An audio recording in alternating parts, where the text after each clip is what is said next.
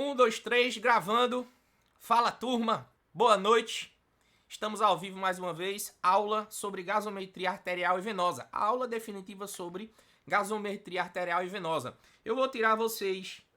Nós vamos juntos do básico até o intermediário e já com o pezinho no avançado, falando de coisas importantes, falando de interpretações, falando de reposições e falando do que realmente importa. Aquilo que você vai pegar e aplicar. Beleza? Vamos nessa? É o seguinte, tu deves estar se perguntando agora. Uma coisa que todo mundo já se perguntou, meu Deus, por que eu solicito uma gasometria? Para quem é que eu solicito uma gasometria? É simples.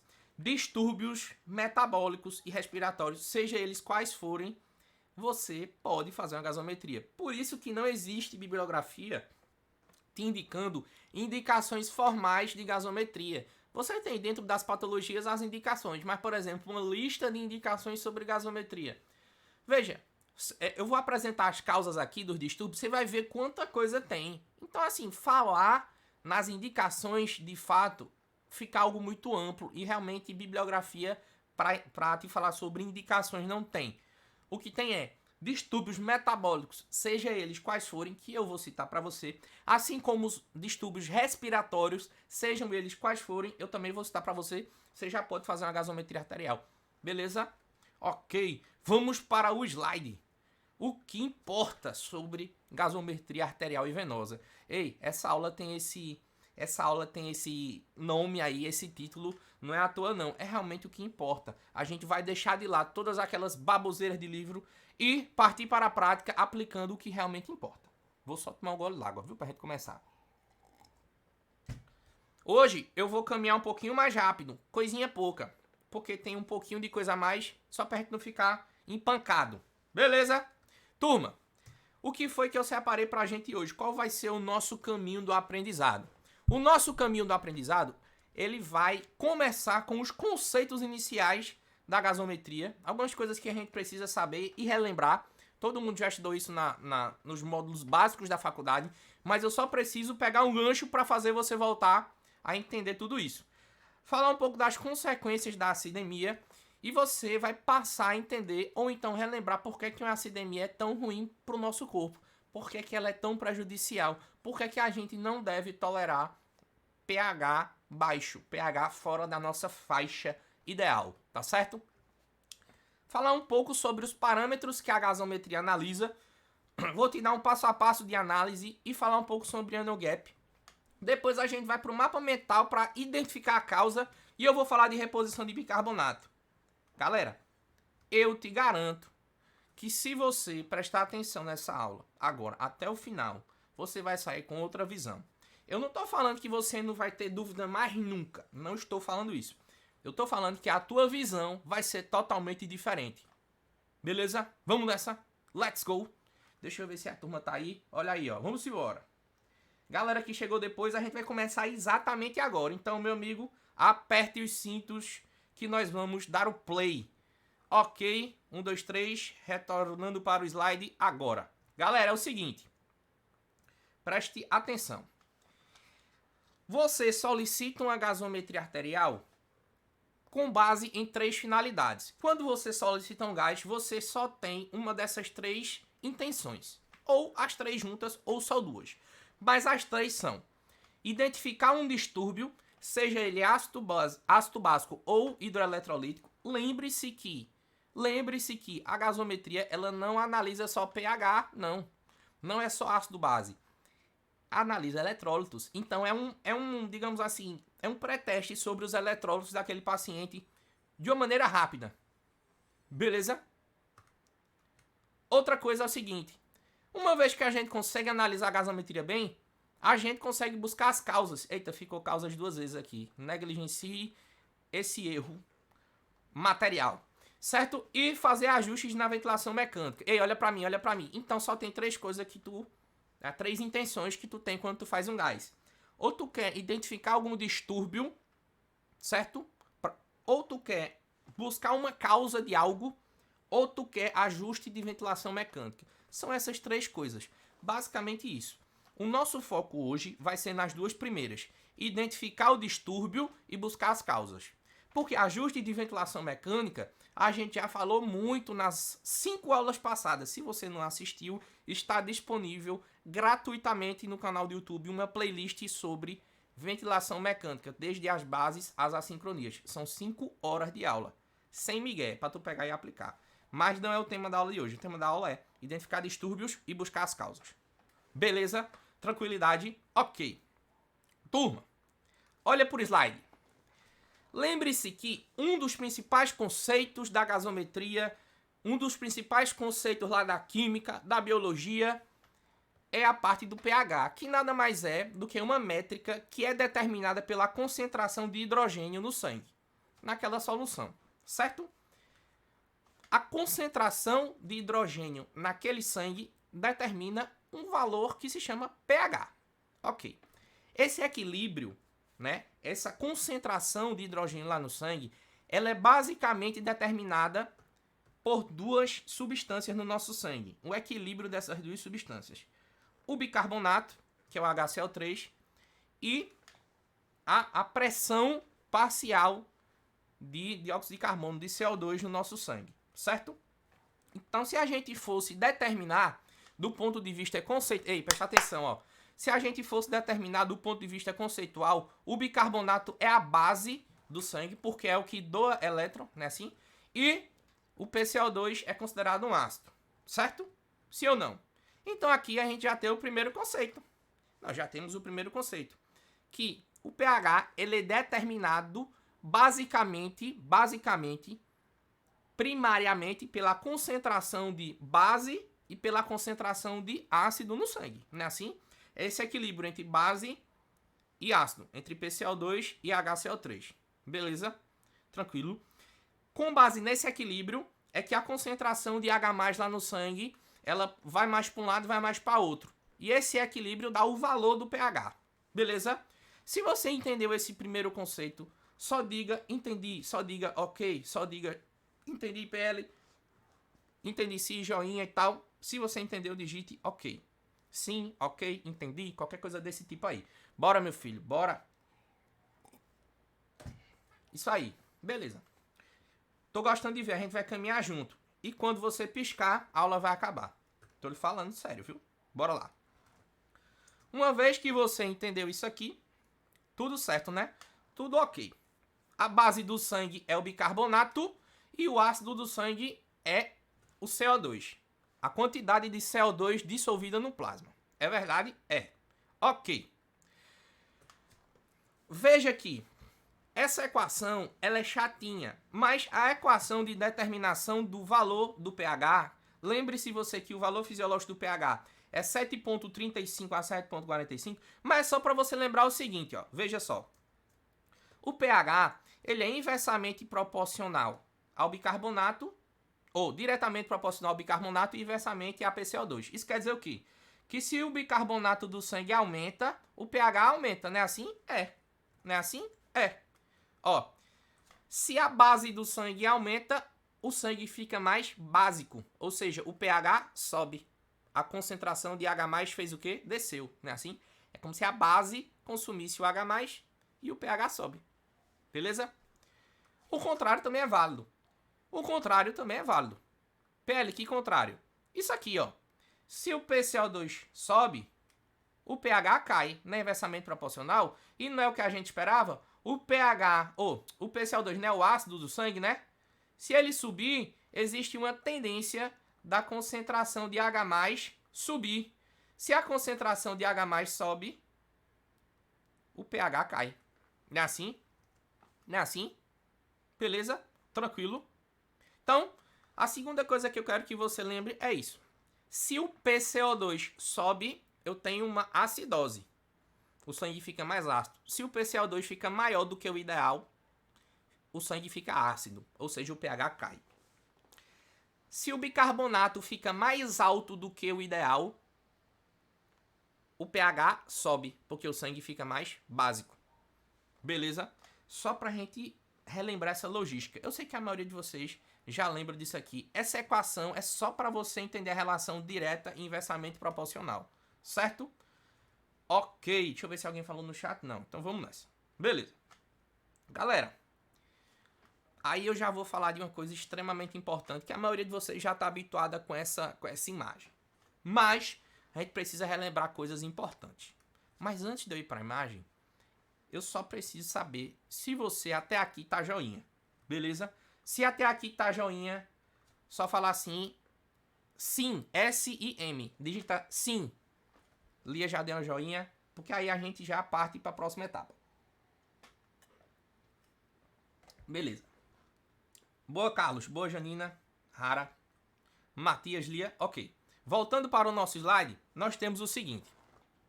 Existe uma coisa chamada sistema tampão. O que é isso? São sistemas de autorregulação.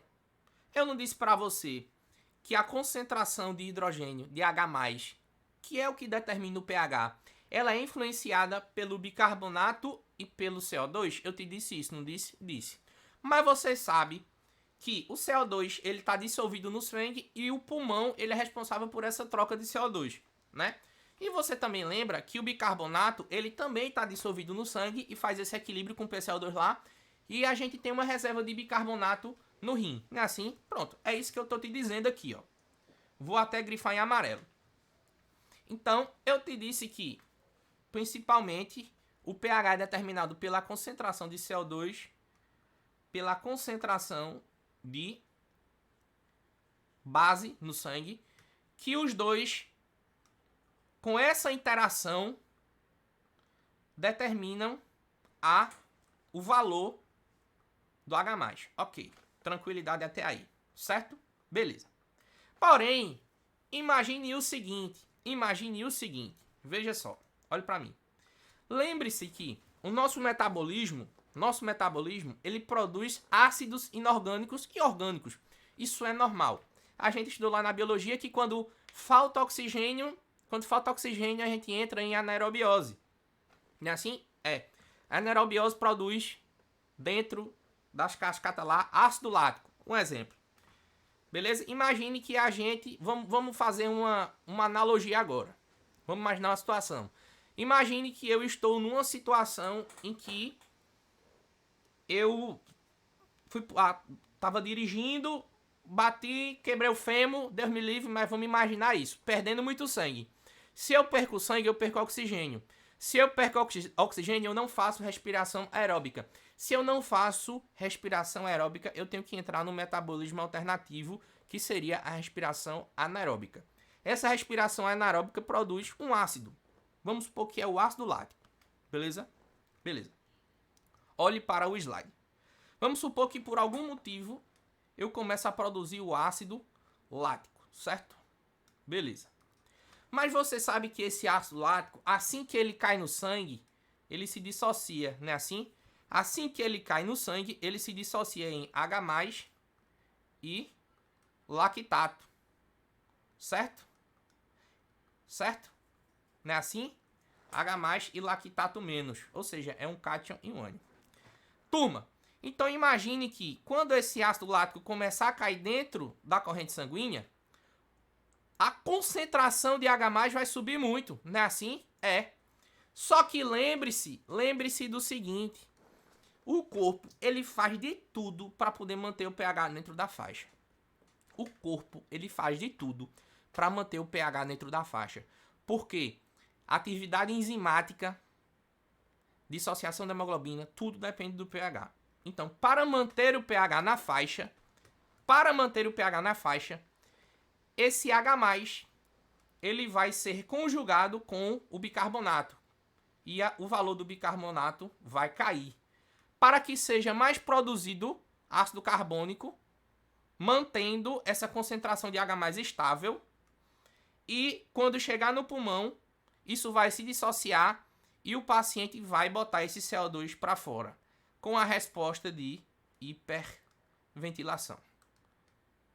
Ou seja, meu amigo, acidose.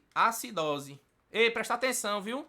Acidose metabólica, de maneira geral, gera o que, galera? Gera hiperventilação. Por esse mecanismo. É simples.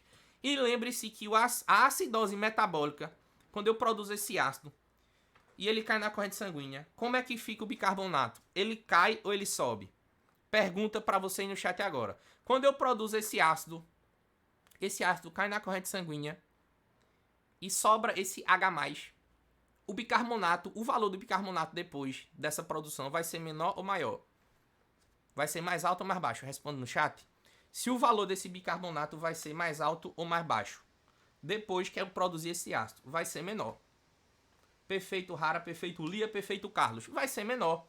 Porque a produção de ácido vai liberar o H+, e o bicarbonato vai tentar conjugar para não mudar o pH. Ou seja, acidose metabólica cai o pH. Desculpa. Acidose metabólica cai o bicarbonato. Certo? A produção do ácido consome a base. A produção do ácido deixa o bicarbonato menor. Até aí, alguma dúvida? Todo mundo entendeu esse conceito? Que a acidose metabólica consome o bicarbonato? Se você entendeu, digite sim. S-I-M. Bora. Para eu passar para a próxima. E a história da hiperventilação, né? E a história... Bora, galera. Digita aí. Olha para mim. Beleza? E a história da ventilação. Não é assim? Como a ventilação pele? Se eu produzo... Deixa eu apagar essa bagaceira aqui, ó. Se eu produzo mais hidrogênio, ele se conjuga mais com o bicarbonato, consumindo o bicarbonato, formando mais ácido carbônico, sendo mais dissociado e mais liberado no pulmão. É uma resposta de compensação. O tampão mais rápido é o do sangue, né? Assim, turma?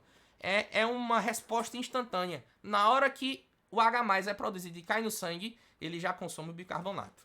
Beleza? Ok. E a resposta transitória, digamos assim, a resposta mediana é a do pulmão, que demora 1 a 15 minutos para acontecer. E a que mais demora é a do rim, que é a nossa reserva de bicarbonato, demora horas a dias para acontecer essa resposta. Ou seja, do ponto de vista agudo mesmo, o que vai importar vai ser esse tampão e o tampão do pulmão. Beleza? Tranquilo? Ok.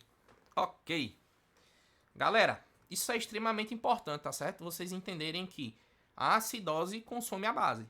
Essa é a ideia de tudo. Esse é o alicerce. Porque a gente vai olhar principalmente o valor do bicarbonato na gasometria, né? Beleza. Ok. PL, me fala mais alguns conceitos. É o seguinte.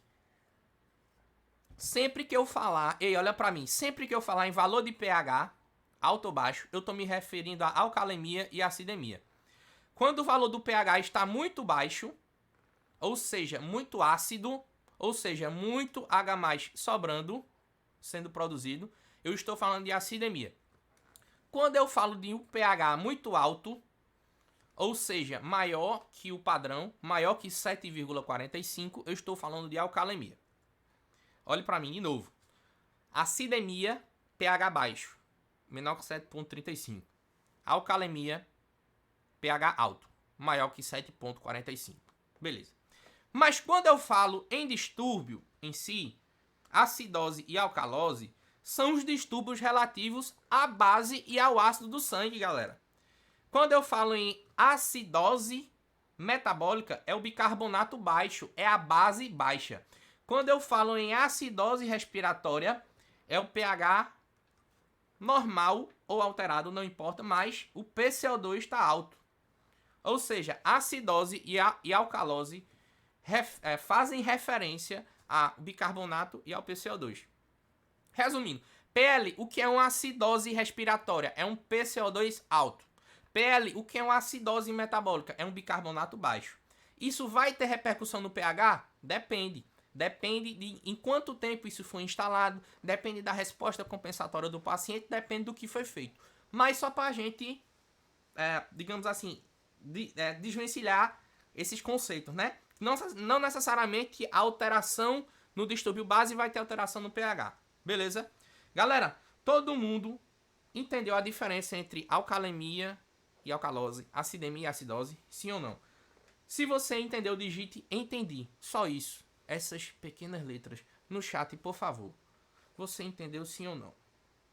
Você entendeu sim ou não? É conceitual. Se não entendeu, digita logo a dúvida que a gente já tira aqui. Isso aí, tô gostando. Boa, Renata. Rara, Lia, Carlos, Braz, filho. Vamos nessa. Galera, Voltando para o nosso slide, a gente tem o seguinte. A acidemia é um pH menor que 7,35, como vocês já sabem. A acidemia é repercussão no pH. Beleza. Isso provoca um prejuízo trash para o corpo, tá? A alcalemia também, mas a princípio o que é mais relevante para a clínica é realmente a acidemia. Tanto por conta da mortalidade, quanto por conta da incidência, tá certo? Quanto por conta da dificuldade do tratamento. Então a gente vai focar em acidemia. A acidemia ela tem diversos prejuízos para o corpo. Um pH menor que 7,35 começa a ter vários prejuízos para a fisiologia, tá? Lembre-se da biologia, da química, da física lá, que toda enzima tem um pH ótimo. Aqui eu só estou exemplificando o seguinte, 3 enzimas diferentes. Você vê que de acordo com o nível de pH, ela tem um melhor nível de atuação. Tudo, turma, olha pra mim. Tudo no nosso corpo é enzima. Tudo no nosso corpo é através de enzima. Se o pH não tá bom, a funcionalidade fica ruim. Não tem jeito. É assim também com a temperatura. É assim com o pH. Lembre-se disso, a atividade enzimática depende disso daí. Olha outro exemplo clássico. Curva de dissociação da hemoglobina. Vou explicar em 2 minutos o que é isso. Veja, no seu eixo X, aqui, nós temos a pressão de oxigênio dissolvida no sangue, certo? No seu eixo Y, nós temos a saturação da hemoglobina, de quanto de oxigênio está preso à hemoglobina. Ou seja, no eixo X é quanto de oxigênio tem lá no sangue solto, e o eixo Y é quanto de oxigênio tem preso à hemoglobina. Lógico que você tem uma relação ideal entre isso daí. Veja que, dependendo do pH, isso muda. Olha aqui, uma coisa importante. Se você tem uma PDO2 de 60, vamos começar aqui. Em um pH ideal, que é esse pH aqui de 7,35 a 7,45, você tem essa curva do meio aqui, ó. Essa curvinha do meio aqui, ó. Que com essa PDO2, você consegue aí uma saturação mais ou menos de uns 90 e poucos por cento. Maior que 90%, certo? Ok. Agora vamos imaginar que por algum motivo, esse mesmo paciente começou a produzir ácido. Ei, olha pra mim. Ele começou a produzir ácido. O ácido dele começou a consumir a base do sangue e o pH começou a descer porque o H+ começou a sobrar. E aí essa curva já não é mais essa curva do meio. Vamos supor que o pH dele agora é 7,2. Esse pH aqui, presta atenção, abençoado. Olha, esse pH aqui, ó, PDO2 aqui, agora, com esse pH de 7,2, agora, meu amigo, a hemoglobina só consegue saturar menos que 80%. Ou seja, só o fato de um pH sair de 7,35 para 7,2, isso te proporcionou uma saturação que saiu de mais de 90% aqui para 80%. Veja que bronca, né? Vai ficar mais sangue dissolvido no plasma do que o necessário. A hemoglobina não vai conseguir carregar e levar para os tecidos. Não vai. Tá certo? Vai prejudicar demais essa saturação da hemoglobina. Você pode dar oxigênio do jeito que for, meu amigo. Isso é pH, é atividade enzimática. Não vai saturar não, meu amigo. Não vai. É igual a temperatura. Então a lógica é essa, meu amigo. A lógica é essa, ó. Quanto mais pH, mais essa curva dissocia. Imagine agora que eu tenho um pH de 7,1. A curvinha tá bem por aqui, assim, ó. 7,1. Veja que derrota. Vamos imaginar uma curva de 7,1 aqui, ó. PDO2 de 60. Olha quanto é que ficaria a saturação. Menos que 60%, velho. Só por conta da dissociação da hemoglobina, por conta do pH. Então pH é importante por 1 bilhão de coisas. PL, tem mais coisa importante que o pH auxilia? Tem. Se você tem... Ei, presta atenção, viu? Ó, se você tem um pH menor que 7,35, eu já te mostrei que você diminui a afinidade da hemoglobina pelo oxigênio. Eu te mostrei aqui. Você diminui a afinidade da hemoglobina pelo oxigênio. Assim como se você aumentar a temperatura e assim como se você aumentar a quantidade de CO2 no plasma. Ou seja, o CO2 não é um componente ácido do sangue, não é assim? A gente não estudou isso? Eu não te ensinei isso agora? Então, a mesma coisa. Vamos lá. Recapitulando. Se você aumenta a concentração de hidrogênio, ou seja, você entra em acidose você dissocia a curva da hemoglobina, você faz dissociação nessa curva. Se você aumenta a temperatura, por isso que febre é ruim. Se você tolera uma PCO2 mais alta, você também prejudica essa dissociação. Mas principalmente o pH. Beleza? Tranquilo. Ok. Galera, essa curva, todo mundo entendeu que o pH prejudica a saturação de oxigênio da hemoglobina. Se você entendeu, digite O2. O2 de oxigênio. Se você entendeu essa curva, digite O2. Se você entendeu, digite O2. Boa, Camila. Janina. Beleza, tranquilidade. Você entendeu? Então vamos para a próxima, the next step. As consequências de um pH baixo se refletem na diminuição da afinidade do oxigênio pela hemoglobina, né? Da hemoglobina pelo oxigênio, a gente já viu. Reduz a síntese de ATP. Meu amigo, imagine o seguinte. Veja a bronca. Você, por algum motivo, começa a ter acidose. Pode ser uma acidose lática por conta de uma perda de sangue lá do trauma que eu falei. Essa sua perda de sangue proporciona a geração de um ácido que vai baixar o pH. Esse pH baixo dificulta a extração de ATP, que consequentemente vai fazer você entrar em mais anaerobiose e mais acidose, mais acidemia, mais produção de ácido. Veja que é uma cascata que se retroalimenta. E, meu amigo, para você tirar esse paciente dessa resenha, meu amigo, é bronca, velho. É bronca. Por isso que eu tô dando tanta ênfase a isso. Assim como você tem um aumento da demanda metabólica em paciente acidótico, né?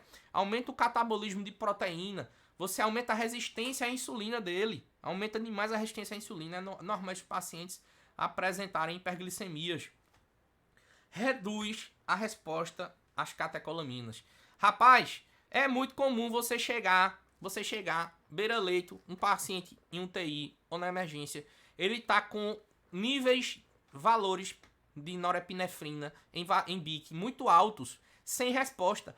Rapaz, eu não vou ser arrogante para dizer que tenha certeza, mas tenha uma convicção de que há uma alta chance desse paciente estar com acidose. Você pode estourar a vazão da norepinefrina, mas se o pH não estiver dentro do ideal, ou pelo menos lá perto, ela não vai ter ação. O receptor não vai saturar. É como se ele tivesse fechado. Ele só abre com o pH ideal. Beleza. Assim como tu reduz a contratilidade cardíaca, que faz chegar menos sangue na periferia, que faz entrar em acidose também. Você diminui o limiar para arritmia. E você pode causar hipercalemia pelo simples motivo... Ei, presta atenção. Olha isso aqui. Isso aqui é o suprassumo, viu? Lembre-se que existe um trocador chamado H+, K+, lá no rim. Certo? Ok. Imagine o seguinte. É um trocadorzinho assim, ó. Tu imagina que eu tô produzindo muito H+, né assim? Tem muito H+ no meu sangue. O que é que o rim vai pensar? Ele vai pensar o seguinte. Eu vou botar esse H+ para fora, porque ele tá sobrando no sangue. Mas para ele fazer isso, o que é que ele tem que fazer? Ele tem que reter o potássio. Por isso que hipercalemia é extremamente associado com acidemia. Por conta desse mecanismo, com acidemia. Qual é a lógica disso aqui? Você pode até corrigir a hipercalemia, mas a raiz do problema é a acidose. A raiz do problema é a acidemia, certo? Lembre-se disso. O mesmo acontece do contrário. Quando eu tenho menos... Ei, olha pra mim. Quando eu tenho menos hidrogênio no sangue, eu tô em alcalose. Não é assim? Aí o rim vai pensar o quê, ó? Olha pra cá, olha pra cá. O rim vai pensar, eu tenho menos hidrogênio no sangue. Eu vou acabar retendo esse hidrogênio. Eu vou tentar aumentar a concentração desse hidrogênio. Mas para eu aumentar a concentração de hidrogênio, eu preciso jogar para fora o potássio. É por isso que a alcalose é muito relacionada com hipocalemia. Certo? Ok? Olha aí, Janina, você que vai fazer prova do Revalido, ó, lembrar disso. A acidose é extremamente relacionada com hipercalemia, por conta desse mecanismo. O rim identifica que tem muito H+ no sangue, ele tenta jogar para fora. Para ele jogar para fora, tem que ficar com o potássio. A acidose gera hipercalemia. Beleza? Turma, posso ir para a próxima etapa? Sim, se você entendeu, digite OK. Vai, se você entendeu, digite ok. Se você entendeu, digite ok. E aí nós vamos para a próxima etapa. Eu tô justificando tudo isso até agora, certo? E agora a gente vai começar a apertar a aula, tá? Vamos lá. Eu preciso da máxima atenção de vocês agora. Se já tinha atenção antes, agora vocês têm que apertar o parafuso do juiz aqui, ó. Apertar até sair a bilota do oi pra fora. Porque agora é onde eu vou começar a apertar. Preste atenção, abençoado. Vá. Denise diz, tipo na hipocalemia por vômitos. É, na verdade, a perda de H+. Perfeito! Perfeito, Denise. É isso aí, você matou a charada. Rapaz, você é fera. Ó, é isso aí que acontece. Eu ia falar disso agora, quer dizer, daqui a pouco. Que é o seguinte, quando você perde H+ no vômito, você gera um déficit de H+ no sangue. Aí, o rim, ele vai tentar ficar com H+ e jogar para fora o potássio. E aí, meu amigo, o vômito gera hipocalemia por conta disso. Perfeito, Denise. Geralmente é necessário tratar a hipercalemia nesses casos ou só corrigindo o pH resolve?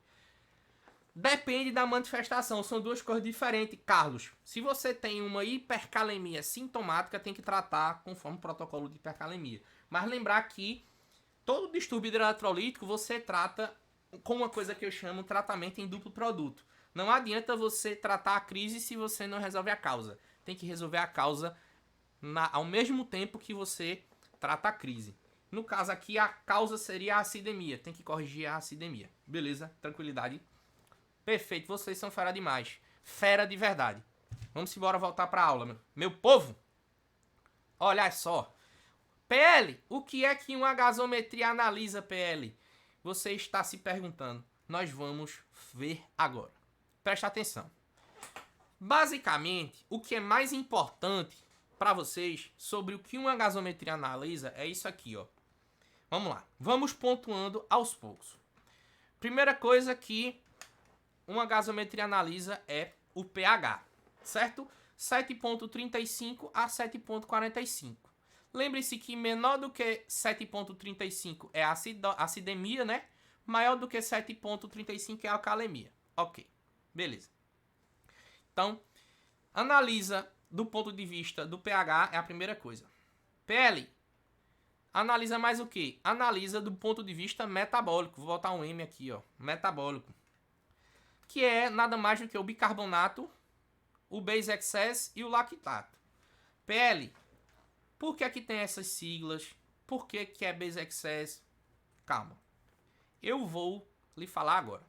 Ó, o bicarbonato é a quantidade... O bicarbonato standard, que é esse STD, é a quantidade... É mais ou menos o bicarbonato que tem lá dissolvido no plasma que sofre pouca interferência do PCO2. Uma menor interferência. Então, ele, digamos assim, é o que a gente utiliza. Então, se tiver 2 bicarbonatos na gasometria, você vai olhar o standard. Beleza? Que é esse STD aqui, ó. Certo? E o base excess? Base excess é a quantidade de base. É como se fosse o bicarbonato mais algumas outras bases, sendo que no interstício, ao invés de ser no sangue. Por isso que é esse SF. É base excess extracelular fluido. No fluido extracelular.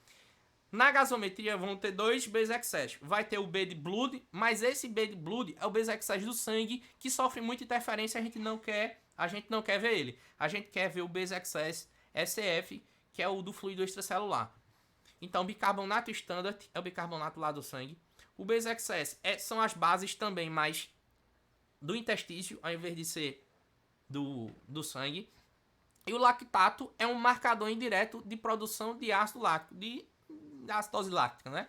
É apenas um ânion daqueles que a gente conversou. Esses são os marcadores metabólicos. Galera, eu preciso que você fale se você entendeu a história do bicarbonato, do base excess e do lactato. Rapidinho.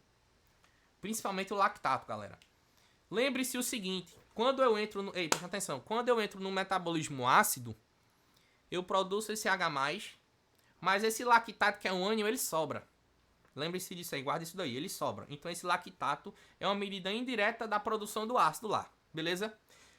Outra coisa que a gasometria analisa são os parâmetros, o quê? Olha pra tela, abençoado, olha pra tela, viu? Não abre o zap não.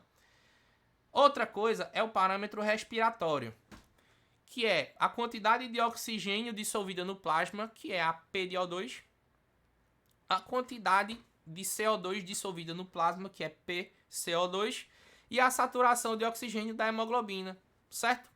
Então, questão de parâmetros.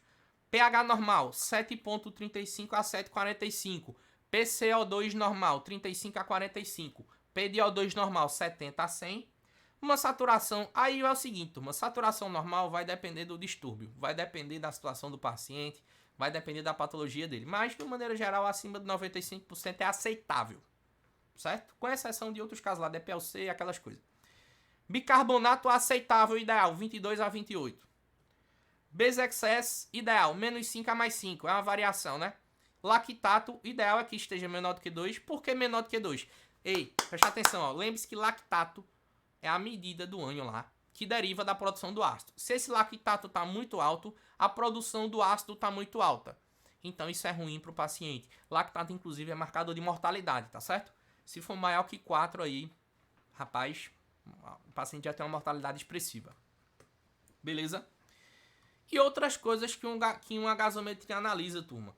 Então, a gente consegue ter... Ei, presta atenção. Valores parciais, iniciais, muito rápido de sódio, de potássio, de cloro, de cálcio, tanto iônico quanto total, ele já faz essa conta pra gente. Uma glicose, hemoglobina, tá? Hematócrito, tudo isso. Então, o gás, ele é extremamente importante. Você coletou o gás, botou na máquina, em 15 minutos você tá com todas essas métricas na mão. Tem que utilizar, tem que saber fazer. Beleza? Vamos lá. Turma, olhando ainda para o slide, nós temos basicamente isso daqui, ó. Vamos lá. O que é que eu quero que vocês foquem mais? Isso daqui do pH, que menor do que 7,35 a gente tem acidemia. Maior do que 7,35 é o alcalemia, não é assim? Quando a gente olha... Ei, olha pra mim. Ei, olha pra mim. Primeiro, você vai olhar o pH, certo? Eu vou dar o passo a passo daqui a pouco, mas já vou adiantar. Primeiro, você olha o pH. Depois, você olha o Q. Quero ver quem vai acertar. Fala no chat. Galera, primeiro eu olho o pH. Beleza, e depois eu olho o Q. Depois eu olho o Q. Depois que eu olho o pH, eu olho o Q. O que eu olho? Denise falou. Falou e sei não. Não, sei não é resposta, Denise. Vamos lá. Você olha primeiro o pH e depois olha o que, turma? Carlos disse PCO2. Denise disse bicarbonato.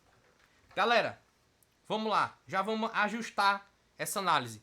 Primeiro, nós olhamos a identificação do paciente, a data horária, para garantir que é daquele paciente mesmo, assim como todo exame de imagem. Passada essa fase inicial, a gente olha primeiro o pH. Beleza, eu olhei pH. Próxima etapa, Carlos, Denise, é olhar o bicarbonato, certo? Eu vou falar para vocês já o passo a passo. Mas a próxima etapa é olhar o bicarbonato. Para você saber se existe algum distúrbio metabólico aqui. Ou uma acidose metabólica, ou seja, um pH menor, um bicarbonato menor que 22. Ou uma alcalose metabólica, que seria um bicarbonato maior que 28. Certo? Tranquilo. E a terceira coisa que eu olho é o PCO2, turma. É o PCO2. Porque se eu tenho um PCO2 alto, lembra que o CO2 é o ácido do sangue, né? Se ele está muito alto, ele gera uma acidose, mas ele é um componente respiratório, então é uma acidose respiratória, se ele é maior que 45, certo? Assim como nós temos uma alcalose respiratória se ele é menor que 35. Beleza? O base-excess e os outros parâmetros, eles são secundários nessa nossa análise. PL, você está falando que saturação e PdO2 não importa? Não. Saturação e PdO2 vão ser muito importantes para o paciente intubado ou para um paciente em insuficiência respiratória também. Mas aqui é a análise do gás do ponto de vista metabólico, principalmente. Beleza? Então, primeiro eu olho o pH, depois eu olho o bicarbonato, depois eu olho o PCO2. Beleza? Se você entendeu que os 3 primeiros passos são esses, pH, bicarbonato e PCO2, digite número 3, numeral 3 no chat. Se você entendeu que primeiro você olha o pH, depois você olha o bicarbonato, depois você olha o CO2, digite 3. Beleza. Tô gostando de ver. Vamos apertar mais ainda agora essa parte. Retorne o seu belo par de olhos para o slide. Vamos lá. Esses valores, quem não tem em mente ainda, é bom decorar, tá certo? Depois, tem que saber de cabeça, tá? Beleza. Ok. Primeiro a gente olha o pH para definir se está dentro ou fora da faixa. Depois a gente olha o bicarbonato. Depois a gente olha o PCO2. Não é assim? É. Beleza. Espera aí, deixa eu só apagar isso aqui. Então, nosso passo a passo ideal, ele vai ser assim, ó. Vocês já falaram que primeiro a gente olha o pH. Deixa eu apagar isso aqui.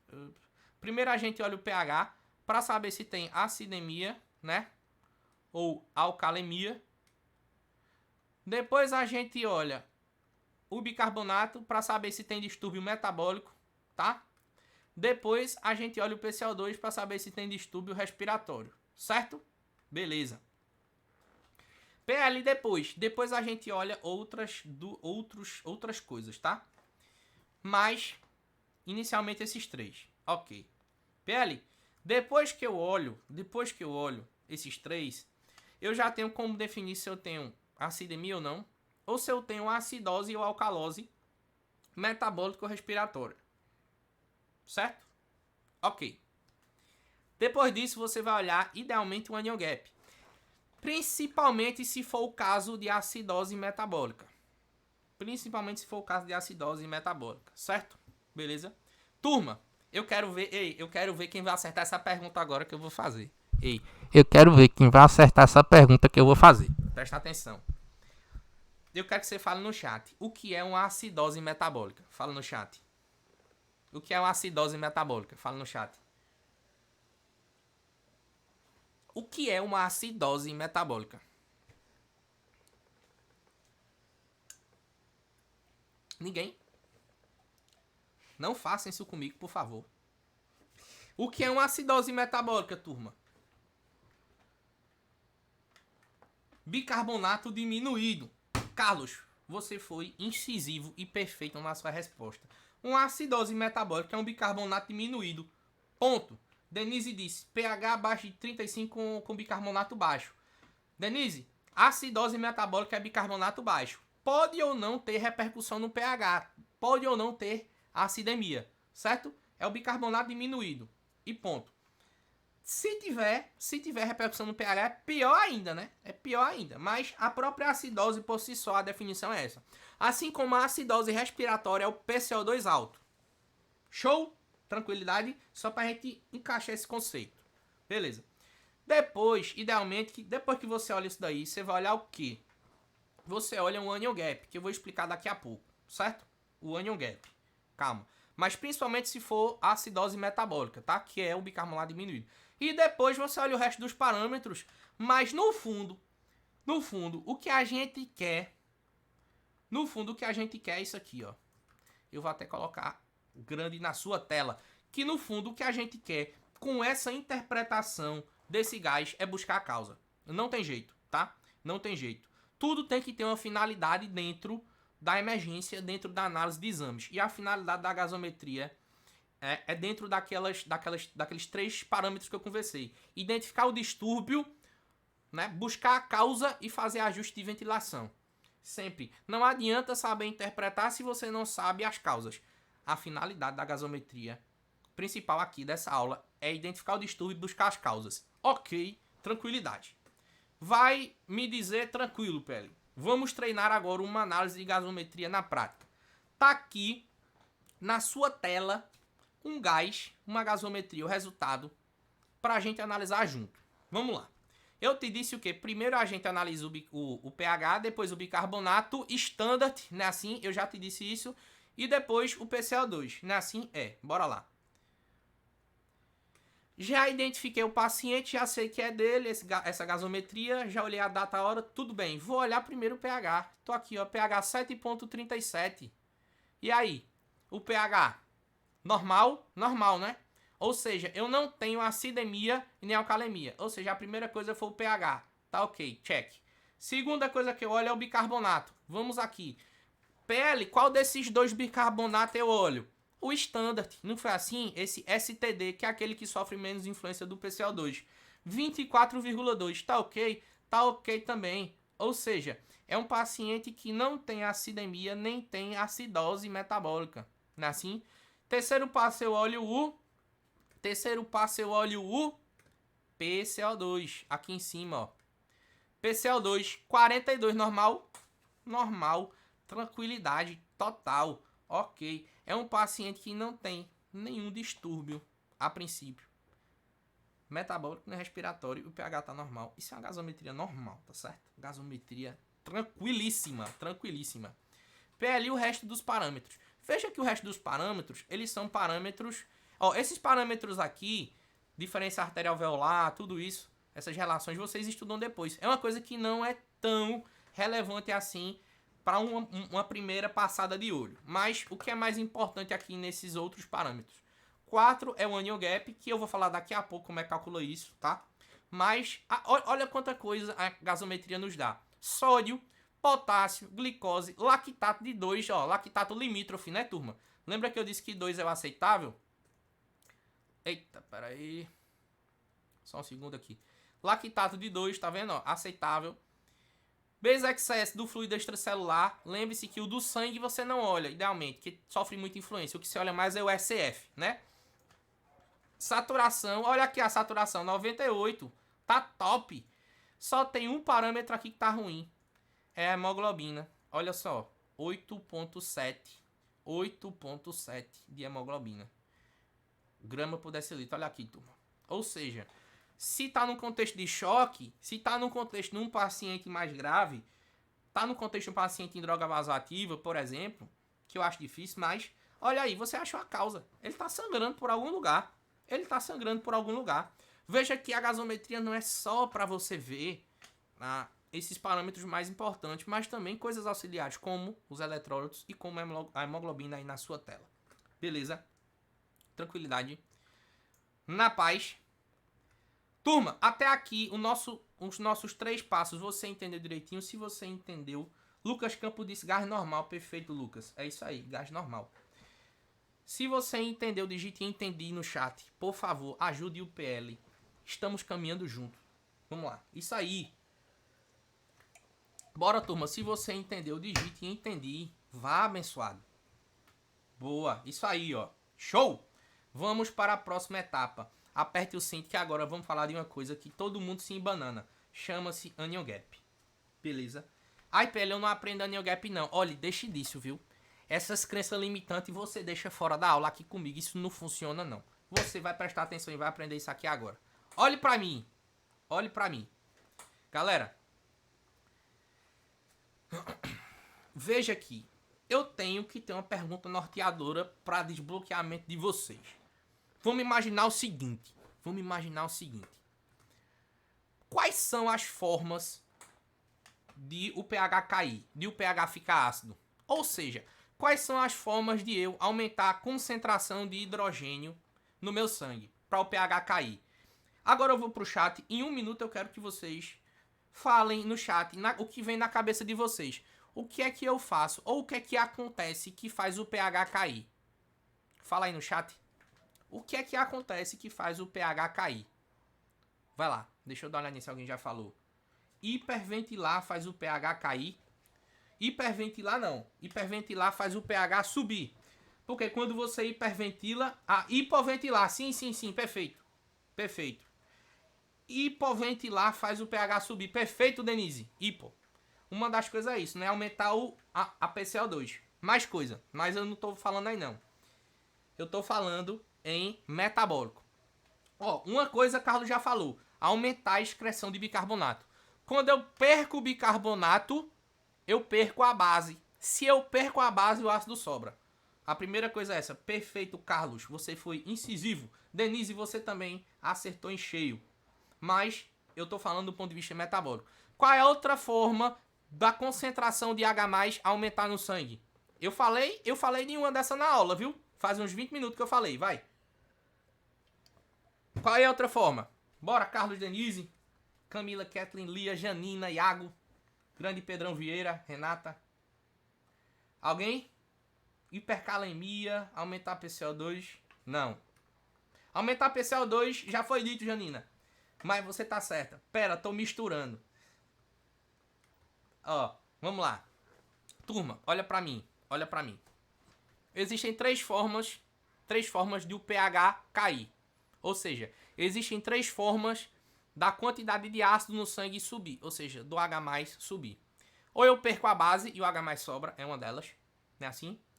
Ou eu produzo ácido entrando em metabolismos alternativos, que a gente vai citar agora. É uma. Ou seja, se eu produzir ácido, o pH cai. Não é assim? Se eu produzir ácido, o pH cai. Ou se eu receber ácido. Não é assim? Se eu receber ácido, o pH também cai. Porque o H+ vai sobrar. Então, olhe para mim. Olhe para o slide. Existem três formas básicas do pH cair. Ou seja, ou eu produzo ácido através de algum metabolismo, que eu vou falar agora. Ou seja, eu consumo a base. Ou eu recebo ácido de fora, né, que também vai consumir a base. Ou eu perco a base. Não é assim? Então, nós temos basicamente essas três informações clássicas. Galera, está claro para vocês que existem essas três formas do pH cair? Se está claro, digite 3, o numeral 3 no chat. Por favor, velho. Ó, essa é a hora que a aula começa a apertar. E se você não entender, você vai ficar para trás. Ou seja, se você não entender, você tem que falar a sua dúvida agora. Beleza. São três formas, né? Assim? É. Você já falou, não fui eu. Bora lá. Imagine lá da sua química o princípio da eletroneutralidade. Eu tenho aqui um vaso sanguíneo, tá certo? Isso aqui tudo é um vaso sanguíneo, daqui para cá. Isso tudo aqui que está aqui dentro é sangue. Nós temos várias cargas positivas e várias cargas negativas. A concentração dessas cargas, você lembra, o sódio é de 135, né, assim, a 145, né, assim, é. O cloro, né, ele vai ali de 98 a 107, né, assim. O bicarbonato, 22 a 28, né, assim. E tem o resto dos ânions, o resto das cargas negativas, certo? Tranquilo? Lactato, cetona, um bocado de carga dessa daí. E existe o equilíbrio principal aqui entre PCO2, certo? Bicarbonato e a quantidade de H+ no sangue. Esse é o principal equilíbrio. Beleza? Tranquilidade? Beleza.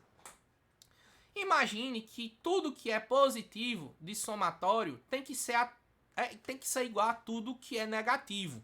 Não tem como sobrar nada. É impossível. Não tem como sobrar nada. Certo? Beleza. Você precisa entender esse racional. Certo? Por quê? Se eu produzo mais desse, esse daqui vai cair. Calma que eu vou explicar. Imagine o seguinte. Imagine que você entra em uma coisa chamada choque hipovolêmico, certo? E aí suas células começam a entrar em anaerobiose e produzir uma coisa chamada ácido lático. O ácido lático, quando cai no sangue, ele se dissocia em H+ e lactato, não é assim? Quando o H+ cai na corrente sanguínea, o que acontece? O H+ consome o bicarbonato para formar lá naquele tampão o H2CO3 e ser exalado o CO2 lá no pulmão, né, assim. E o que vai sobrar no sangue vai ser o lactato, né? Ou seja, vai sobrar um lactato, que é um ânion, porque o bicarbonato foi consumido, né, assim. E o cloro ele vai ficar intacto. Beleza? Não é assim que funciona. Isso é uma acidose metabólica, né? Eu produzo ácido, o ácido cai no sangue, é conjugado com a base e sobra um ânion. Não é assim? Não é assim? É assim que o lactato aumenta na gasometria. Galera, você tá entendendo que essa é a forma de aumentar a quantidade de H+, ou seja, cair o pH, a gente produzindo ácido, sim ou não? Você entende que vai sobrar o lactato? Se você está entendendo que esse lactato vai sobrar como carga negativa no sangue, digite sim. Se você está entendendo que esse lactato vai sobrar no sangue, digite sim. Beleza? Beleza.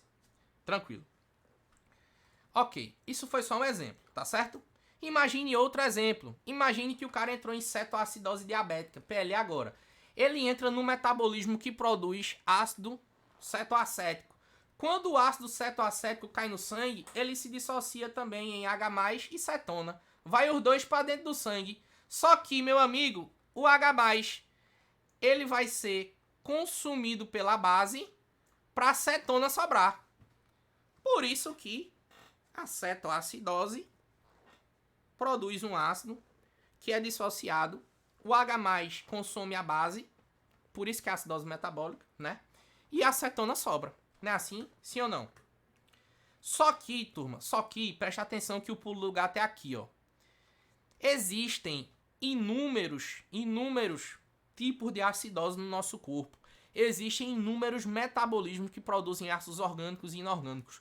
Você entender que todos eles, quando caem no sangue, dissociam H+ e um ânion, aí você vai entender o conceito de anion gap. Porque o anion gap nada mais é do que a soma de todos esses ânions decorrentes do metabolismo de produção de ácidos, do sofrimento metabólico do paciente. Quando esse anion gap, essa junção de ânions está aumentada, a gente diz que o paciente tem uma produção de ácido, ele está em sofrimento metabólico. A gente vai caminhar por parte. O conceito de anion gap é isso.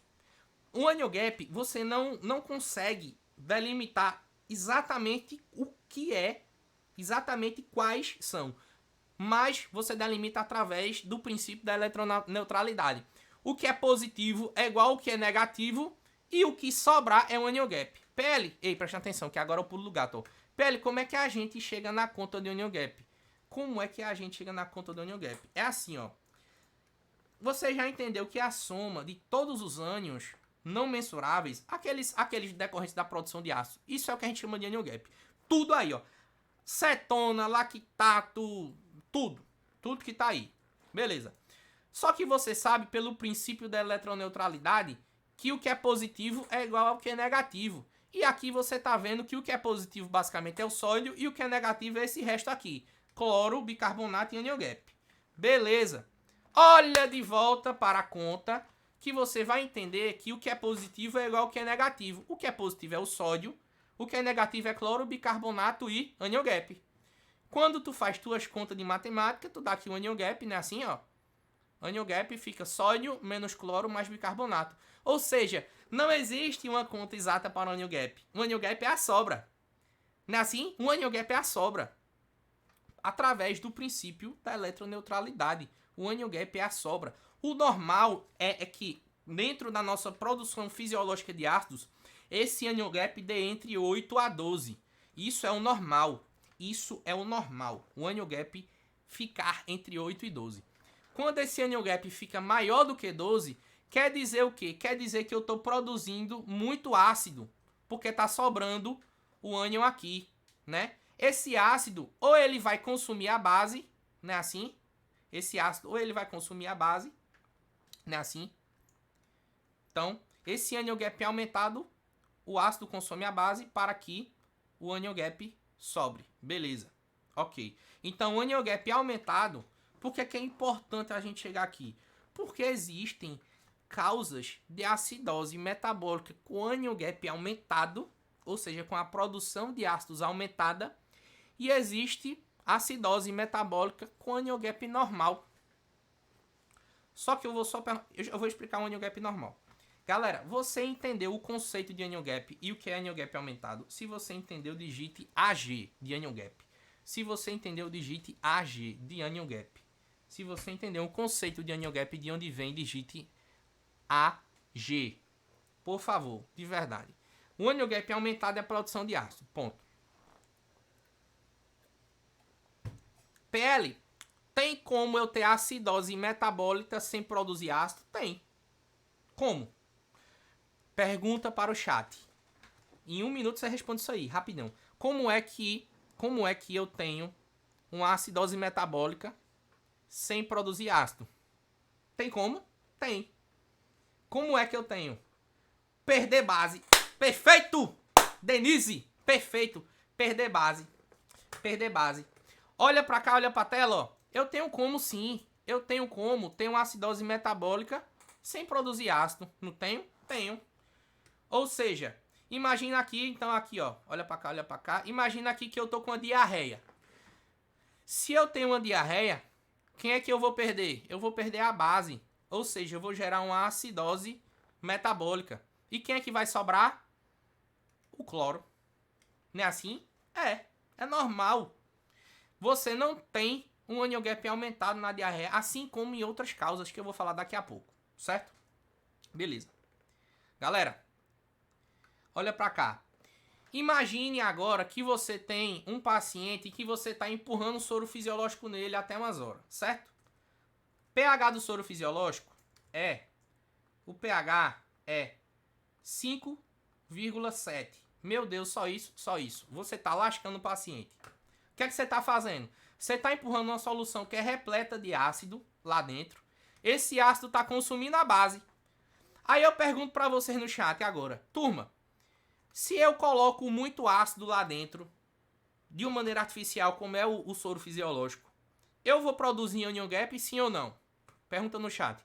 Se eu estou colocando ácido lá dentro, o meu corpo ele está produzindo ácido, está gerando anion gap, sim ou não?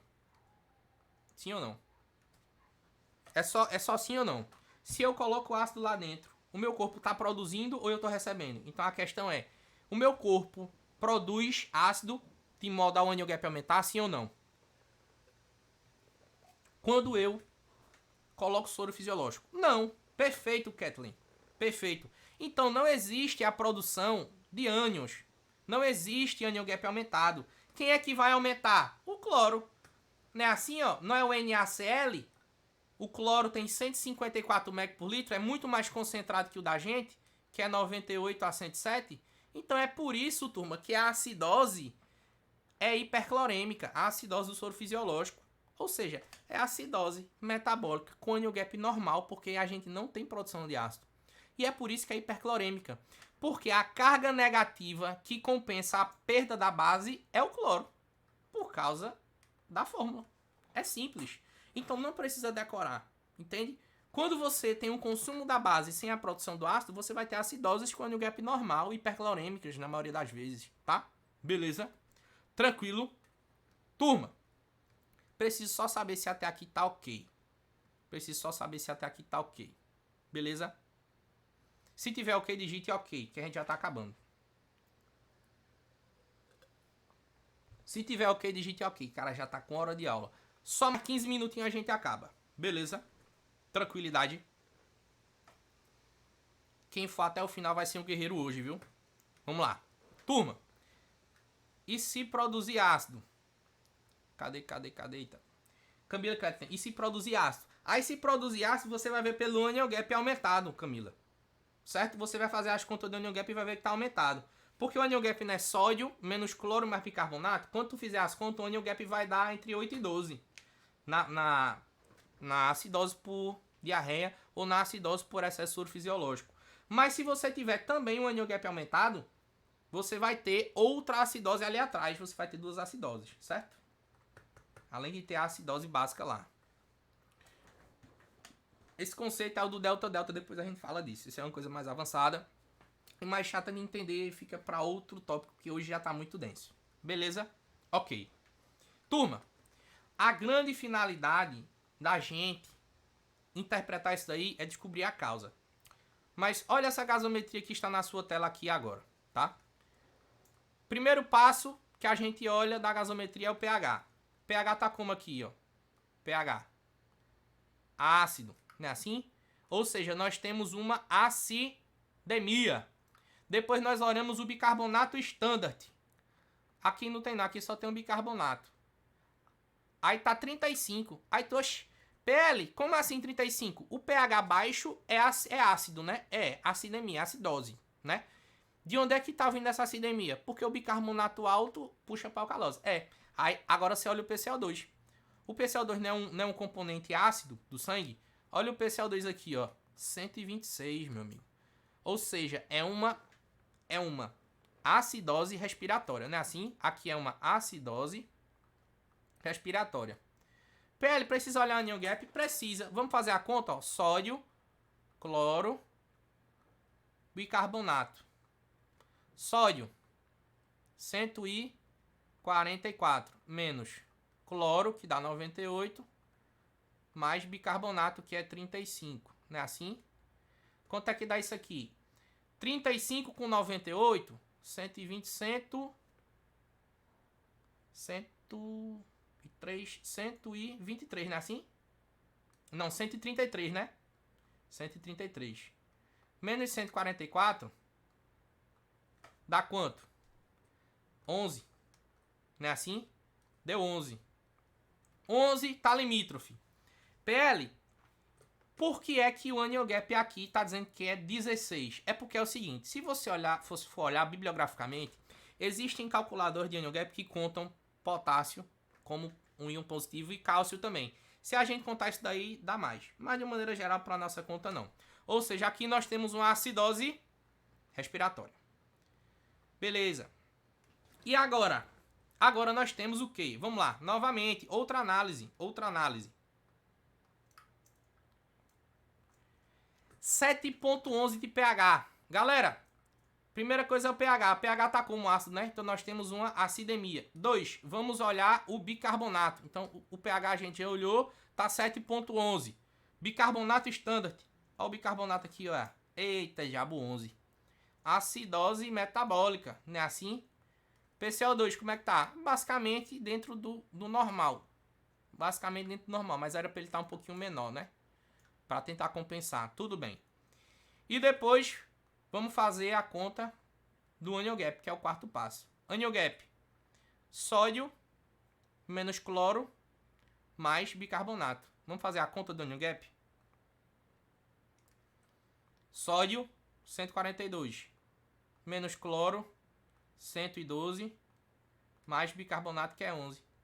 Ou seja, essa conta aqui dá 123. Menos 142. Dá 19, né? Não é assim? 19 é um anion gap aumentado. Ou seja, essa gasometria é uma acidose metabólica com anion gap aumentado. E agora o que é que eu faço? Olho os outros parâmetros e depois faço o quê? Busco as causas. É agora que a gente vai ver as causas. Beleza? Turma! Deixa eu ver a turma, a galera que tá aqui, ó. Galera, nós já estamos... Qual o valor de referência quando conta cálcio e potássio? Olha, cálcio e potássio, acho que é parecido, viu? Acho que é 14 a 16, se não me engano, Matias. Mas essa é uma abordagem que não é tão utilizada pelos livros de emergência, não. O pessoal que usa cálcio e potássio junto são mais os livros da intensiva do que o da emergência, né? Mas também é uma análise, né? Eu acho que é até uma análise melhor, inclusive. Mas, beleza. Galera, querem parar aqui ou querem concluir a aula? Pergunto pra vocês, já cansaram, sim ou não? Se quiser que pare, digite pare. Se quiser que conclua, digite vamos. Termina. Se você quiser que termine logo, digite termina PL, vamos, acaba. Se você estiver arregando, você diz PL, eu arreguei, eu não aguento mais, já tá com muito tempo. Eu tô pela misericórdia aqui. Tu espremesse meu juízo hoje. Foi verdade, eu concordo com você. Já que querem que eu termine, vamos terminar de uma vez pra gente matar. Estamos até aqui, né? Pra gente acabar, bora. É o seguinte, turma. Basicamente, nós temos o quê? Que a finalidade de tudo isso é saber a causa. Agora eu vou te mostrar um mapa mental pra gente descobrir a causa e depois eu falo da reposição de bicarbonato e a gente encerra essa bodega. Bora lá. Vamos lá, deixa eu abrir aqui o meu mapa mental para vocês. Beleza. Galera, nosso mapa mental tem o seguinte. Primeiro, nós precisamos saber o que é que nós temos na gasometria. Se nós temos uma acidemia, né? Ou se nós temos uma alcalemia, ou se isso é metabólico ou respiratório. Tranquilo. Vamos começar pelo que mais importa? Vamos. Causas de acidose metabólica. Nós temos dois tipos de acidose metabólica. Nós temos a acidose metabólica com anion gap normal E nós temos a acidose metabólica com anion gap aumentado, certo? A acidose metabólica com anion gap normal é a perda de bicarbonato. Calma que eu vou falar. Ou recepção de ácidos através do soro fisiológico. E o anion gap aumentado é produção ou ganho de ácidos. Vamos começar com o anion gap aumentado. Quando nós falamos em anion gap aumentado, nós temos essas principais causas. É aqui a cereja do bolo. É aqui que você precisa chegar numa gasometria. Chegou aqui, ó. Eita, lactato tá alto. Ou seja, lactato maior que 2. Não é assim? É. Tô alterando ao vivo aqui, ó. PL, causas de acidose lática. Aí tem um bocado, né? Aí você lembra que pode ser choque, né? Um desses choques aqui, ó. Choque séptico, choque hipovolêmico, choque cardiogênico. Qualquer choque aumenta o lactato, porque ocasiona hipoperfusão. Hipóxia é uma. Isquemia, convulsão, rabdomiólise, tudo isso causa acidose lática, que é uma grande causa de acidose metabólica com anion gap aumentado. PL, fora isso, tem outras situações? Tem. Você tem, por exemplo, uma cetoacidose. Eu não falei da cetoacidose? Você pode ter uma cetoacidose. Ou você pode ter uma uremia, né?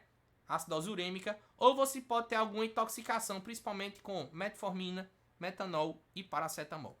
Então essas são as causas de acidose metabólica com anion gap aumentado. A tua intenção é chegar aqui. PL, não é fácil não, é não. E se te disseram que era fácil, te enganaram. A tua intenção é chegar aqui no anion gap. Beleza? E aí, o que é que vai determinar o resto? Porque, por exemplo, vamos lá. Tu viu um lactato alto na gasometria? Por exemplo, daquele nosso paciente lá. Deixa eu voltar pra cá pro slide. Bora lá.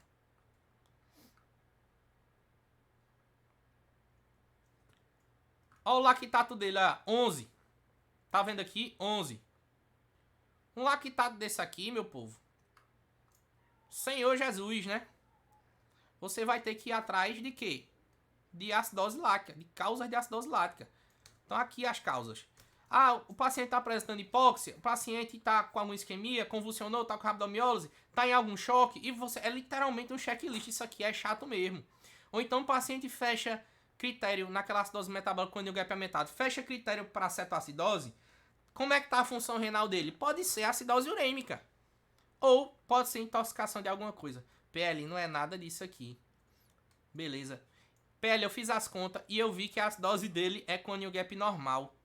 Com anion gap normal nós temos algumas causas. Primeiro, diarreia é a grande causa de acidose com anion gap normal, porque você perde bicarbonato sem produzir ácido, não é assim? Você não produz ácido para aumentar o anion gap, você só perde bicarbonato. É a perda da base, não é assim?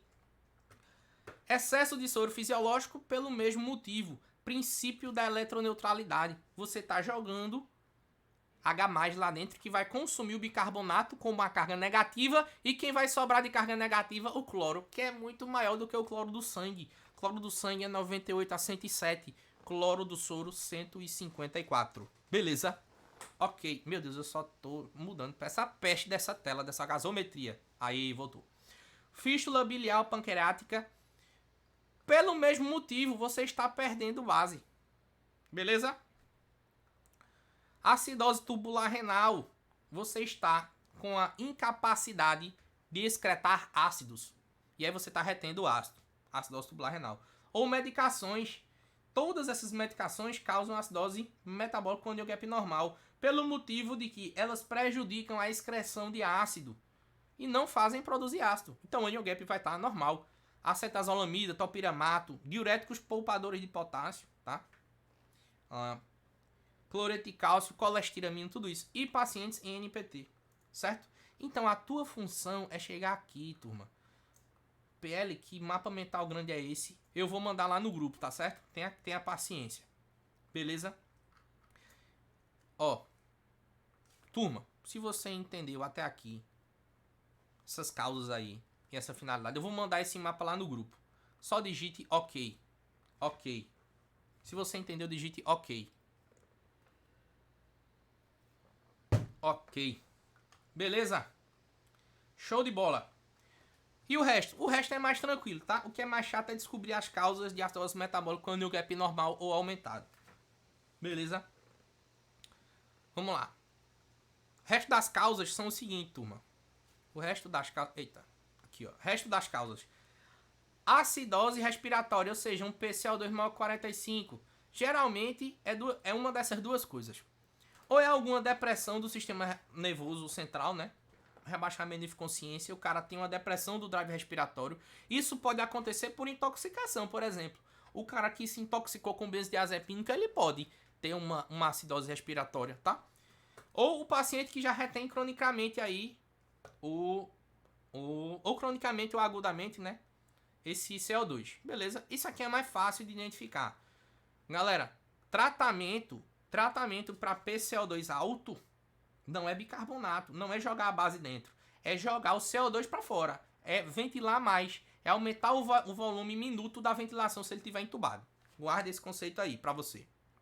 Galera, PL e o resto, se o cara tiver uma alcalose, uma alcalemia, aquela alcalemia metabólica, né? Que é aquele pH maior que 7,45 e o bicarbonato alto. Bicarbonato alto, PL. O que é que eu faço? Então, geralmente, quando é um distúrbio primário, você tem que diuréticos que expoliam potássio e ocasionam isso, justamente por aquela lógica do trocador H+K+, lá do rim, né? Se ele solta o aquela lógica que o diurético que perde potássio, ele tenta reter o potássio lá no rim. O rim tenta reter o potássio às custas de soltar o H+, certo? Então isso acontece, tá? Outra coisa, vômitos. O paciente que tem vômito, ele perde H+ no vômito. Se ele perde H+, ele gera o quê? Ele gera uma compensação renal, tentando reter esse H+ e jogando para fora o potássio, ou seja, gerando hipocalemia. Só para eu fazer um gap lá com o que a gente falou antes. Mas isso daí também tem a ver com o mecanismo primário da hipocalemia, né? Mas o paciente que perde H+ gera alcalose, né? Vai sobrar base. Uso de corticoide e transfusão de sangue. Isso é uma das coisas que a galera esquece. O sangue... Ei! Presta atenção! O sangue tem uma coisa chamada citrato, que no nosso corpo se converte a bicarbonato. É normal o paciente, depois da transfusão, cursar com alcalose metabólica por conta do citrato. Lembre-se disso. Ok? PL e alcalose respiratória. Quase sempre é hiperventilação por ansiedade, tá? Mas você pode ter insuficiência hepática ou cirrose, que existe relatos, né? Eu até li algumas coisas de clínica médica, assim, que tem relatos do paciente que ele cirrótico, ele tem uma tendência a ter uma alcalose respiratória. Ele tem uma tendência a hiperventilar, já sendo dele mesmo, tá? Intoxicação por salicilatos e TEP. Então, a nossa intenção é chegar nesse belo mapa mental que eu vou mandar para vocês. Beleza? Ok. Turma, último tópico da aula chama-se reposição de bicarbonato. Eu falo isso em 2 minutos. E a gente finaliza. Essa definitivamente foi a aula mais longa que eu dei em toda a minha vida. Vocês acreditam, velho? Eu não imaginei que ia ser desse tamanho. Cadê vocês? Eita, achei. Deixa eu ver quem é que tá aqui ainda. Rapaz, vocês são... Eu vou decorar o nome... Eu vou anotar o nome de todos vocês aqui. Eu não vou esquecer mais nunca, velho. É sério. Ó, Camila. Denise. Eduardo Araújo. Grande Eduardo. Francisco. É tipo uma chamada pele. Isso aqui é rara. É. Iago. Lia. Matias. É isso aí. Pedro Vieira. Grande Pedrão. Pedro Vieira. Renê. É Renê, é? Acho que é Renê, né? Renê Domingos. E o Wendel. Grande aluno da comunidade. É chamada, ó. Tá aqui. Eu não vou esquecer de vocês nunca, velho. Vocês estão presentes na aula mais longa que eu dei na minha vida. Não vou esquecer disso não, viu? Vamos falar do bicarbonato só pra gente acabar. E a gente finaliza essa bodega. Bora lá. Uma das coisas que a galera tem muita dúvida é o seguinte. Olha pra mim. Galera, é o último tópico da aula. Agora não vale mais a pena arregar não, nem fraquejar. Agora é ir pra cima. Bora lá. Olha. PL, quando é que eu faço bicarbonato? Existem 5 situações em que você repõe bicarbonato. Primeira coisa é o seguinte. A reposição de bicarbonato ela é melhor indicada em acidoses com anion gap normal, tá certo? Já vou te indicar isso aqui. Por quê? A acidose com anion gap normal é de fato a acidose com a perda do bicarbonato. Lembra? É a perda do bicarbonato. A acidose com anion gap aumentado é a produção do ácido. Pô, se tu tá produzindo ácido, qual é o tratamento? É a causa. É ir na causa e frear a causa. É para isso que a gente vai usar esse mapa mental que eu vou mandar para vocês. É para isso que a gente vai usar, tá? E aí, turma, é melhor nessas acidoses. Porém, em algumas situações você pode fazer bicarbonato. Você vai fazer bicarbonato nessas 5 situações aqui. Você já sabe que é melhor na acidose com anion gap normal, bem melhor indicado. Isso aí não se discute. Primeiro, cetoacidose com pH menor que 6,9. Por conta de risco de vida, risco de PCR. Você vai fazer bicarbonato. Eu vou te explicar já como. Acidose por uremia, você vai fazer também. Se você achou lá a acidose com anion gap aumentado, lá na tua lista lá, tu já sabe fazer o anion gap, e a ureia do cara tá 300, 400, aí tu, eita, uma causa, o PL me disse que uma causa de acidose metabólica com anion gap normal é a ureia alta. Então, beleza, aqui eu posso fazer. Ok. Acidose com anion gap normal, de uma maneira geral, você pode fazer, principalmente se o pH tá menor que 7,2. Aí você também faz, certo? Você faz também em caso de lesão renal aguda, em classes aqui 2 ou 3, com pH menor que 7,2. Você faz também, tá? Quem quiser dar um check no grande estudo que viu isso daí, ó, foi o Bicar ICU, certo? Você depois checa lá. E em outras acidoses você pode fazer em casos extremos, ou seja, medida de salvação com pH menor que 6,9. Você pode fazer, pode. Galera, é o seguinte, eu preciso saber de vocês. Se você entendeu as 5 indicações clássicas, digite o número 5 no chat, o numeral 5, porque eu já passo para como é que faz a reposição e a gente acaba a aula. Beleza, número 5. Vamos lá. Galera, como é que a gente faz a reposição? Primeira coisa é, eu vou até tirar minha carinha da frente para você enxergar melhor o bicarbonato. Veja, esse bicarbonato que está na sua tela aí, ele é o bicarbonato 8,4%. Isso quer dizer que ele é um bicarbonato que tem uma concentração de 1 mEq por ml. Não esqueça disso nunca mais. O bicarbonato 8,4%, ele tem 1 mEq por ml. Se você achar na sua conta 80 mEq, vão ser 80 ml. Se você achar na sua conta, que eu vou ensinar, 200 mEq, vai ser 200 ml. Beleza? Tranquilo. Dose inicial, eu te aconselho a fazer 1 mEq por quilo, certo? Exemplo, o cara tem 80 quilos. Se o cara tem 80 quilos, vão ser 80 mEq. Mas você sabe que a concentração é 1 mEq por ml, ou seja, 80 mEq são 80 ml, certo? PL, como é que eu faço esses 80 ml? Esses 80 ml você pode fazer puro, pingando lá devagarzinho, ou você pode diluir num sorinho de 250, num sorinho de 100, né? Enfim, mas é porque isso aqui é numa fase, digamos, isso aqui é a dose inicial. É aquela dose para tirar o cara daquele pH perto de uma PCR, certo? Então aí tu faz essa dose aí, certo? Então a dose inicial é 1 mEq por quilo. Vamos supor, se fosse o PL como paciente de vocês, o PL tem 85 quilos. Seriam, se é 1 mEq por quilo, é 85 mEq para mim. Se a concentração do bujãozinho é 1 mEq por ml, 85 mEq do bujão são 85 ml. Tranquilidade. Como é que você vai fazer esse 85 ml? Pode botar num sorinho 250, num sorinho de 500, tanto faz. Beleza? Tranquilo. Essa é a dose inicial. Show? Tranquilo. PL. Depois da dose inicial tem o que mais? Depois da dose inicial tem o segundo passo, que é o seguinte. Para tu refinar mais essa tua análise, nós vamos agora para o segundo passo. Esse segundo passo é o passo em que você calcula e repõe idealmente o déficit de bicarbonato do cara, tá? O teu objetivo aqui não é restaurar de fato o pH basal. É pelo menos fazer com que o cara consiga ter uma reserva para não se prejudicar mais ainda. Lembrar que bicarbonato é uma coisa extremamente polêmica na prática do paciente grave. E não existe de fato uma coisa bem embasada que reduza de fato a mortalidade nisso. São medidas salvadoras que tendem a melhorar desfecho em algumas coisas, mas que tem uma série de malefícios em outras, né? Você pode gerar hipernatremia, você pode gerar hipervolemia muito fácil por conta da osmolaridade, que é 7 vezes maior a do sangue.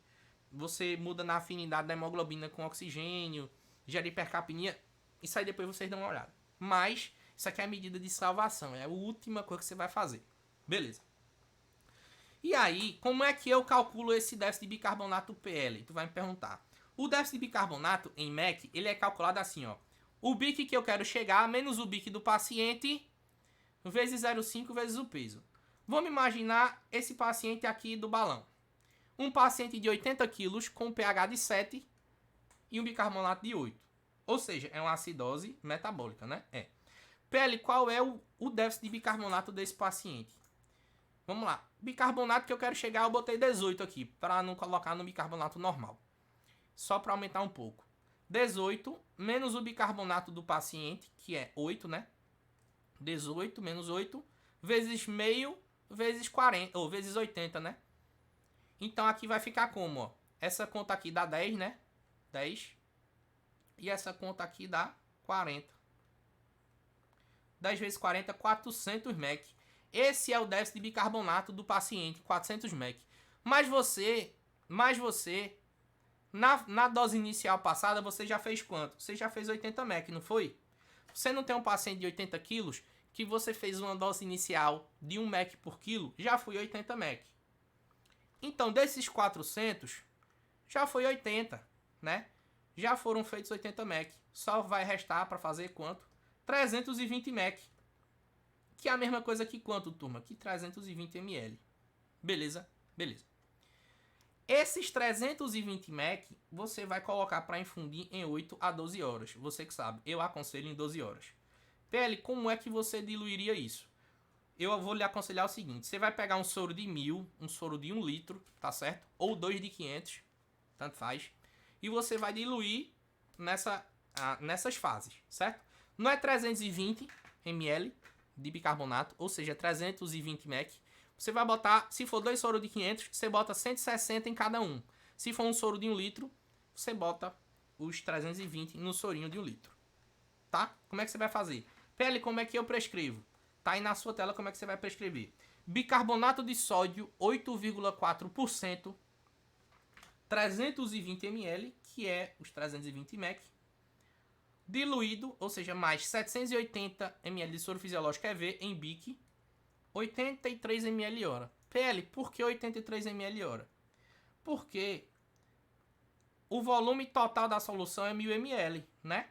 Não é assim? Ó, 320 com 780. Não é 1000 ml? Não é assim? Eita, dá 1100 aqui, né? Era pra ser 680 aqui, ó. Eita, deixa eu alterar logo. Só um segundo. 680. Beleza, voltou. Alterei. Ó. Tá aqui, nós temos quantos ml? 1000 ml, né? 1000 ml. Para infundir em 12 horas. Não é assim? Então a velocidade em ml dá 1000 dividido por 12. 1000 dividido por 12, 83 ml hora. Ou seja, em 12 horas você vai repor o restante do déficit de bicarbonato. Rapaz, 1h30 de aula. Pensa numa cacetada na cabeça. Deixa eu ver quem está presente ainda. Tem que correr lento ou não importa? Denise, a dose inicial você pode fazer em meia hora. Em 1 hora, tranquilo. Essa outra dose, uma dose maior, é ideal que tanto você dilua ela, quanto você infunda em 8 a 12 horas. Tá certo? Para não ser de uma vez, tá? Matias, precisa ser fisiológico ou Ringer? Pergunto por causa da acidose. Preferencialmente Ringer, Matias. Só que Ringer não tem fase de 1000, né? Não tem fase de 1000, Não tem 1000 ml. Então você teria que usar 2 de 500. Também dá certo. Beleza? Também dá certo. Eu até prefiro. Sendo sincero. Eu até prefiro o Ringer. pH do Ringer é 6,5. pH do fisiológico é 5,7. Beleza? Turma! Me conta no comentário o que foi que você achou da aula de coração. Vocês que estão aqui, os fortes guerreiros da medicina. Vocês são pau de dar em tudo, meu amigo. Vocês são foda. Essa é a verdade. Lia, a menina do nome belo, bonito, nome de rico, nome pequeno. Conte aí no chat o que foi que você achou da aula, de verdade. Não vale mentir, tá certo? Não vale mentir. Essa é a verdade, não vale mentir. E eu acelerei, porque o que é que acontece? Porque é muita coisa, turma. É muita coisa. E eu admito que eu me perdi na parte da divisão do tempo, que eu achei que ia ser mais rápido. E não foi. Entendeu? Cara, já deu uma aula, meu Deus do céu. E aí vocês foram selva. Essa é a verdade. Vocês foram selva por quê? Vocês disseram, não é pra parar, não. Oxê, vai parar, é? Oxê, ele tá regando, é? Mas... Aí eu disse, pois bora. Bora sim, bora. Vocês são fera. Demais. Muito obrigado. Está faltando agora a famosa, o famoso motivacional reverso do PL. Pra gente encerrar a noite daquele jeito, né? Assim, a grande sina do médico, a grande sina do interno, a grande sina do acadêmico. Motivacional reverso do PL de hoje te diz o seguinte. Ó, espero que você não esteja com essa cara, tá certo? Mas eu sei que no fundo existe a chance de estar, porque foi muito denso, né? Ó, só lembrar que a gasometria venosa serve pra tudo, tá, turma? Menos para parâmetros de oxigenação. Isso aí a gente já tinha comentado no Instagram, é secundário. Mas o motivacional reverso do PL diz o seguinte. PL, no começo, eu não tava entendendo nada. Mas já agora no final, PL, eu pensei que tava no começo. Aí você... Desculpa. Eu acho a cara desse pirra muito engraçada, velho. Então, eu também tô com essa cara, velho. Que eu achei que ia ser mais migué, entendeu? Esse não foi, não. Foi pau, velho. Mas é isso. O que importa é que acabou e você entendeu. Não é assim? Não é assim, galera? Ai, que resenha. Galera, muito obrigado de coração pelo comparecimento de vocês. Essa aula não teria sido 1% se não tivesse vocês aqui. Então, muito obrigado. Vamos embora. Vou botar no YouTube. Beijão no coração e tamo junto sempre, sempre. Vou mandar o mapa mental lá no nosso grupo, tá? Beijo. Se cuidem.